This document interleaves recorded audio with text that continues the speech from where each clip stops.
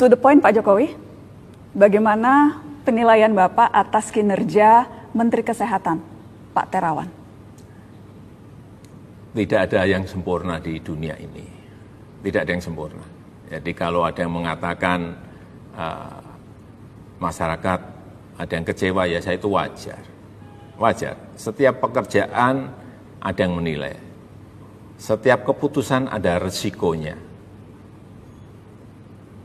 Masyarakat bahkan sampai sejauh, walaupun ini hak prerogatif Bapak Presiden yang memilih pembantunya, tapi sampai sejauh ada yang menilai harus mundur karena kinerjanya jauh dari memuaskan. Penilaian berbeda-beda, yang saya ingin tanyakan penilaian Bapak Presiden atas anak buahnya. Yang ditangani oleh Menteri Kesehatan itu kan juga bukan hanya urusan COVID.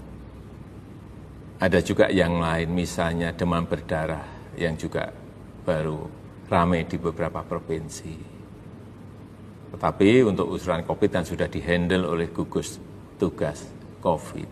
Dan saya melihat Dr. Terawan sudah bekerja sangat keras. Apakah budget negara, anggaran negara kita cukup untuk menjamin kebutuhan hidup penduduk, Pak Jokowi? Karena kemudian ada yang menilai kebijakan yang diambil yaitu PSBB itu karena tidak mengharuskan pemerintah menjamin kehidupan rakyat. Jadi karantina wilayah yang sifatnya gratisan dari pemerintah. Bagaimana Bapak? Karantina wilayah itu kan sama dengan lockdown. Artinya apa? Masyarakat harus hanya di rumah. Bus berhenti, nggak boleh keluar.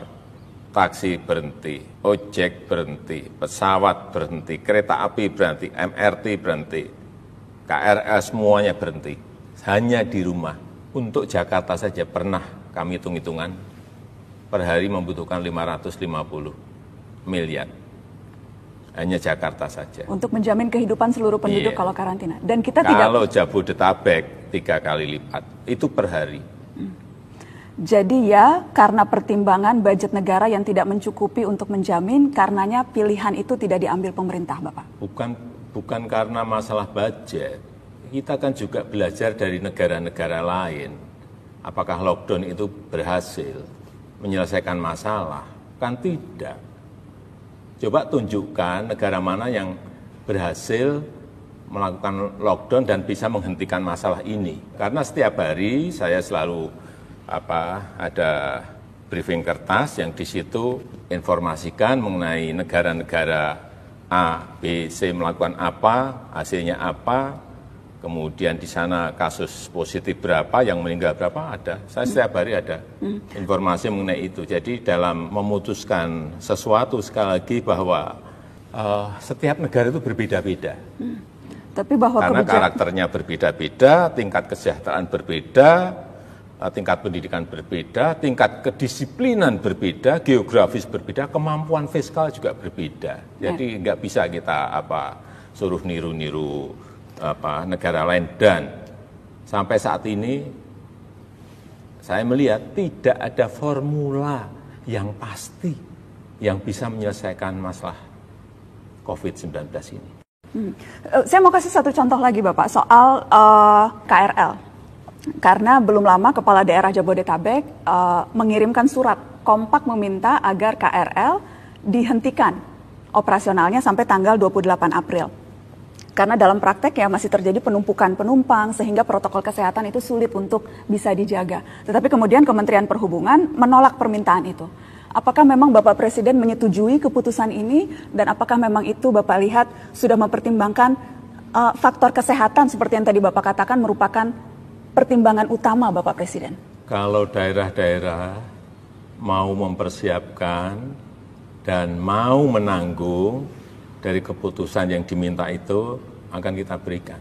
Artinya pekerja harian yang naik KRL, buruh-buruh harian yang naik KRL, pedagang-pedagang asongan yang mendapatkan nafkah dari naik KRL, karena naik KRL itu sangat murah sekali. Itu ditanggung oleh mereka, dijamin oleh mereka dengan bantuan sosial yang baik, saya hentikan.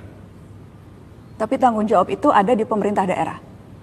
Ya, karena kan mereka meminta, mestinya tidak hanya meminta, menyiapkan juga bantalan sosial, safety net, jaring pengaman sosialnya disiapkan dulu.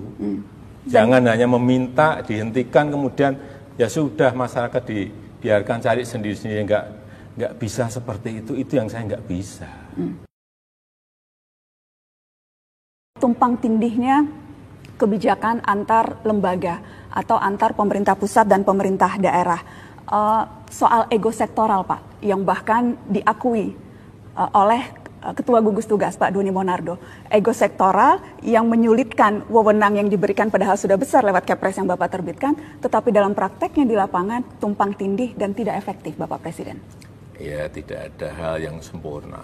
Saya kira yang selalu saya evaluasi mana yang kurang, saya perintahkan untuk segera diperbaiki, plus minusnya mana yang baik itu yang kita pakai. Tetapi sekali lagi bahwa pemerintah tidak bisa bekerja sendirian, pemerintah pusat tidak bisa bekerja sendirian, kementerian tidak bisa bekerja sendirian, harus melibatkan pemerintah daerah, provinsi, kabupaten, kota, sampai ke tingkat desa, RT, RW, dan seluruh masyarakat. Ini harus terlibat semuanya, ini pekerjaan besar. Ya. Tidak mungkin pemerintah bekerja sendirian, nggak mungkin. Karenanya sangat penting koordinasi dan saling memastikan efektivitas kebijakan-kebijakan yang sudah dikeluarkan Bapak Presiden. Saya ingin minta tanggapan Bapak soal yang sempat ramai, Pak. Perbedaan Permenkes, Pergub DKI, ojek online tidak boleh bawa penumpang, hanya boleh bawa barang. Tapi kemudian keluar peraturan Kementerian Perhubungan, boleh bawa penumpang. Sempat simpang siur soal hal ini. Apakah Bapak Presiden sempat juga mengamati atau bahkan mungkin menegur? Memang saya undang, Menteri saya undang dan disampaikan bahwa kenapa dibolehkan dari Kementerian Perhubungan. Karena jangan sampai ini menimbulkan masalah baru, persoalan baru. Menteri menyampaikan pada saya, tidak dilarang pun mereka sudah nggak ada penumpang, Pak. Jadi kalau dilarang nanti malah menjadi masalah yang baru. Tapi aturan itu harusnya memang yang benar, satu garis sama semuanya. Tapi ini ada yang melihat dari sisi sosial ekonomi, ada yang melihatnya dari sisi kesehatan, yang ini memang perlu disinkronkan. Karena data dari Kemenhub sudah hampir 1 juta orang curi start mudik. Sudah 900.000 orang yang sudah mudik dan yang sudah tersebar ke berbagai daerah. Apakah berarti ini memang keputusan melarang itu yang baru akan dikeluarkan melihat situasi, tapi faktanya sudah terjadi penyebaran orang di daerah, Bapak? Kalau itu bukan mudik, itu namanya pulang kampung. Memang bekerja di Jabodetabek, di sini sudah tidak ada pekerjaan, ya mereka pulang karena anak istrinya ada di kampung. Ya apa bedanya pulang. Bapak pulang kampung dan mudik? Ya kalau mudik itu di hari lebarannya, beda. Hanya perbedaan untuk masalah merayakan waktu, Idul Bapak. Fitri, untuk merayakan Idul Fitri kalau yang naik pulang kampung itu ya bekerja di Jakarta, tetapi anak istrinya ada di kampung. Tapi itu kan hanya perbedaan timing, Bapak Presiden. Tapi aktivitasnya sama. Mereka pulang dan kemungkinan membawa virus ke rumah itu juga sama. Coba dilihat juga di lapangan. Ini lapangan yang kita lihat di Jakarta. Mereka menyewa ruang 3x3 atau 3x4. Isinya 8 orang, 9 orang. Mereka di sini tidak bekerja. Lebih berbahaya mana? Di sini, di dalam ruangan, dihuni 9, 8 orang, atau pulang ke kampung, tapi di sana juga sudah disiapkan isolasi dulu oleh desa. Saya kira sekarang semua desa sudah menyiapkan isolasi ini, yang pulang dari Jakarta. Lebih bahaya mana? Saya kira kita harus melihat lebih detail lapangannya, harus lebih detail angka-angkanya. Kapan Bapak lihat Indonesia akan bisa kembali normal, Pak? Apakah sudah ada skenario yang disiapkan, prediksi kapan kita bisa kembali normal, dan apa yang perlu kita lakukan untuk memastikan itu terjadi lebih cepat? Mbak Nona, setiap hari masuk ke saya hitungan-hitungan kapan puncaknya dan kapan akan turun. Dengan hitung-hitungan dengan model hitungan matematis yang berbeda-beda. Ada yang menyampaikan di situ minggu kedua April sudah puncak kemudian akan turun. Ada yang menyampaikan minggu terakhir April, ada yang mengatakan awal Mei, ada yang mengatakan pertengahan Mei, ada yang mengatakan akhir Mei, ada yang mengatakan Juni. Berbeda-beda semua karena sekali lagi virus corona ini barang baru, COVID-19 ini barang baru yang hitungannya menurut saya bisa dihitung dengan cara yang berbeda-beda, dengan hasil yang berbeda-beda. Kalau ditanya ke saya, ya saya ingin optimis. Saya ingin optimis Juli sudah masuk pada posisi ringan. Juli masuk posisi ringan. Iya. Sehingga puncaknya kita harapkan pada bulan Mei itu sudah betul-betul pada posisi puncak, kemudian turun, landai. Tetapi dengan catatan, masyarakat memiliki kedisiplinan yang kuat. Itu kuncinya di situ. Yang jelas Bapak, pandemi ini ujian berat untuk semua kita. Boleh saya meminta pesan Bapak Presiden terakhir supaya kita bisa lulus semua Pak ujian berat ini? Disiplin yang kuat. Disiplin yang kuat. Jadi kalau berulang-ulang saya sampaikan, cuci tangan, pakai masker, jaga jarak dalam berinteraksi dan berhubungan, serta jauhi kerumunan. Ini penting. Dengan disiplin yang kuat, tadi yang kita inginkan tadi, insya Allah akan bisa kita lalui pandemi ini. Amin, insya Allah. Salah satu program pemerintah yang juga mendapat sorotan termasuk kritikan Pak, itu soal kartu prakerja. Yang di dalamnya terdapat komponen pelatihan. Nominalnya 1 juta, totalnya 5,6 triliun. Pelatihan yang kemudian dinilai tidak sesuai dengan timingnya saat ini. Karena yang dibutuhkan masyarakat itu langsung berupa uang tunai untuk menyambung hidup, bukan ikut pelatihan untuk memperbaiki CV. Sementara pekerjaannya saja belum tentu ada dan tersedia. Apa tanggapan Bapak soal kritikan-kritikan ini? Iya betul. Jadi memang awal itu kartu prakerja itu memang disiapkan untuk pelatihan. Kita memang sudah menyiapkan saat itu, sejak Oktober kita sudah mendesain agar kartu prakerja nanti bisa dipakai untuk training, untuk pelatihan mengenai teknisi coding, teknisi programming, untuk pelatihan barista, pelatihan chef. Tapi ada kondisi yang berbeda sekarang ini, yang extraordinary, ada COVID, sehingga dalam waktu hanya 1,5 bulan ini desainnya dibelokkan, dirubah total. Karena nggak mungkin kita ketemu untuk melakukan pelatihan, barista kan harus ketemu, melatihnya harus ketemu, chef juga harus ketemu. Offline nggak mungkin. Nah ini dirubah ke online dalam waktu yang sangat cepat. Tetapi ini sudah bukan murni training atau murni pelatihan, tetapi ini sudah semi bansos.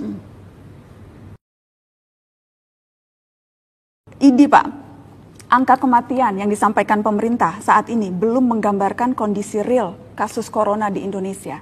Sesungguhnya menurut ID lebih dari 1.000 orang. Jadi pernyataan ini keluar setelah perintah Bapak untuk membuka supaya lebih transparan. Tapi masih terjadi kesalahpahaman atau kesimpang siuran informasi seperti ini. Iya sebetulnya itu mudah. Sekali lagi data yang kita peroleh itu kan dari daerah. Dari kabupaten, kota, dan provinsi. Kalau memang ada yang memiliki data itu, sampaikan aja ke gugus tugas, sampaikan aja ke Menkes data yang 1.000 itu ada di mana, terkena COVID atau tidak. Ya karena sekarang ini, sakit apapun yang ada di rumah sakit, kalau gejalanya itu gejala demam, gejala panas, gejala batuk, pasti protokol kesehatannya akan membungkus yang meninggal itu dengan SOP COVID. Jadi kalau memang itu ada data, disampaikan saja. Apa sih sulitnya? Tapi tidak disampaikan ke publik dan justru memperkeruh. Saya kira tidak seperti itu. Posisi sekarang ini bukan posisi yang mudah. Jangan memperkeruh suasana dengan hal-hal yang sebetulnya mudah untuk disampaikan aja datanya sudah. Kalau datanya itu benar ya pasti di kementerian, di gugus tugas akan memasukkan itu dalam konsolidasi data yang ada. Soal transparansi data. Berkali-kali saya ingat Bapak menyampaikan soal transparansi data. Suatu hal yang memang dinilai sejumlah kalangan, pemerintah ini tidak terbuka terkait data-data COVID-19. Dan itu yang menyulitkan. Saya menyampaikan itu karena di luar saya mendengar bahwa ucapan-ucapan bahwa pemerintah ini tidak terbuka. Tetapi kalau saya lihat yang tidak terbuka di sebelah mana? Data itu kan kita peroleh dari kabupaten, dari kota, dari provinsi yang dikonsolidasikan Kementerian Kesehatan dan gugus tugas COVID menjadi sebuah data yang sudah terkonsolidasi. Kalau pengen melihat langsung, lihat aja di daerah. Daerah-daerah kan sekarang ada, misalnya daerah a.covid.go.id, b.corona.go.id, mereka punya semua kok. Apa yang tidak terbuka, apa yang tidak transparan, saya kadang-kadang nggak ngerti. Kita ingat Bapak pertengahan bulan lalu sempat mengatakan tidak semua informasi memang bisa disampaikan ke publik agar tidak menimbulkan kepanikan.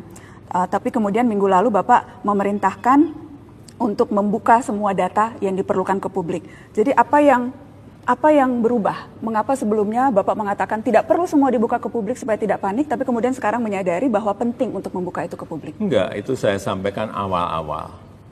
Awal-awal saat ditemukan pasien 0102. Saya menyampaikan agar hati-hati menyampaikan informasi-informasi ke lapangan agar tidak membuat masyarakat itu panik.